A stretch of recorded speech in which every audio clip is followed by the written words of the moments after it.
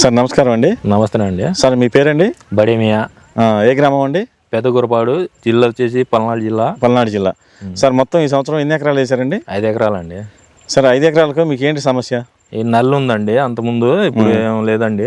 ఇప్పుడు ఏ మందు పిచికారీ చేశారండి? టార్గెట్ వేసామండి. ఏదో ఒకసారి చూపించండి. ఇదిగోండి ఫైనల్ టార్గెట్ మందు పిచికారీ చేశారు కదా? అవునండి.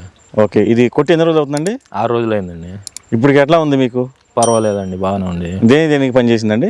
నల్లు ఉంది, ఇప్పుడు ఏమో మొత్తం పోయి కాపు సెట్ అయింది, మొత్తం బాగానే ఉంది, కొమ్ము వచ్చేసింది, బాగానే ఉందండి. ఇప్పుడు చిగురు కూడా వచ్చింది, చిట్టాకు వచ్చింది, బాగానే ఫ్లవరింగ్ వచ్చిందా?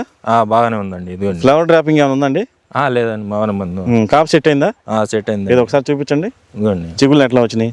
ఇదిగోండి చిగుళ్ళు వచ్చేసి ఇదిగోండి. ఓకే, నల్లి ఏమో కనిపిస్తుందండి తోటలో? ఇప్పుడు నల్లి చాలా కంట్రోల్ అయిందండి. కంట్రోల్ అయింది.